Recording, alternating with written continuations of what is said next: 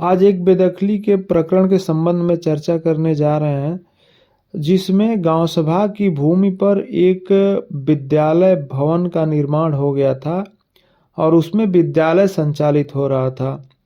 और उस जमीन, चूंकि गांव सभा के से संबंधित वह जमीन थी, तो उससे बेदखली की कार्रवाई लोअर कोर्ट द्वारा कर दी गई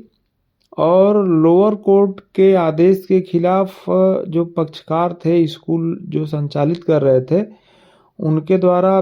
अपील की गई और अपील में भी उनको कोई राहत नहीं मिली। और जो लोअर कोर्ट के बेदखली का आदेश था,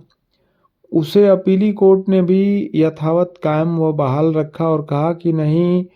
गांव सभा की संपत्ति है, इस पर आपने स्कूल भवन निर्मित किया हुआ है और ये अवैध है और इस पर से आप अपना अवैध कब्जा हटाइए। तो जब स्कूल भवन से को हटाने का आदेश अपीलेट कोर्ट और लोअर कोर्ट ने किया, तो उसके बाद जो स्कूल प्रशासन था, विश्वनाथ विशंबर जनता इंटर कॉलेज एवं अन्य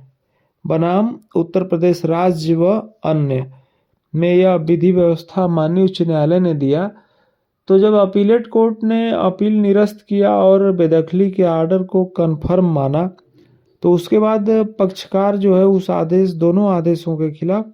माननीय उच्च न्यायालय के समक्ष गए और उनके द्वारा बताया गया कि गांव सभा की जो जमीन है, उस जमीन पर स्कूल भवन निर्मित है और वह स्कूल जो है काफ़ी लंबे समय से चलाया जा रहा है और सार्वजनिक उपयोग में ही लाया जा रहा है। उसमें बच्चे पढ़ते हैं और वह विद्यालय काफ़ी समय से उसमें स्थित है। इन सारे तथ्यों को माननीय उच्च न्यायालय के समक्ष रखा गया और स्कूल प्रशासन ने अपना पक्ष रखा उसमें कि भाई ये चीज़ें हैं। तो उस मामले में माननीय उच्च न्यायालय ने सुनवाई करते हुए अपना जो फैसला दिया, तो उसमें माननीय उच्च न्यायालय ने कहा कि गांव सभा की भूमि हो, यानी गांव समाज की ही भूमि है, अगर उस पर स्कूल भवन निर्मित है और वह स्कूल भवन यह दर्शित है कि वह स्कूल भवन लंबे समय से चलाया जा रहा है, यानी उस जमीन पर वह स्कूल भवन जो है लंबे समय से अगर संचालित किया जा रहा है और इसका स्पष्ट प्रमाण हो, तो ऐसे स्कूल भवन को हटाया नहीं जाना चाहिए और ऐसे कब्जे को विनियमित करने का प्रयत्न किया जाना चाहिए। ऐसा जो है आदेश माननीय उच्च न्यायालय द्वारा 2019 आरडी पेज 810 में अपना अभिमत देते हुए माननीय उच्च न्यायालय ने यह विधि व्यवस्था दिया कि अगर गांव सभा की भूमि पर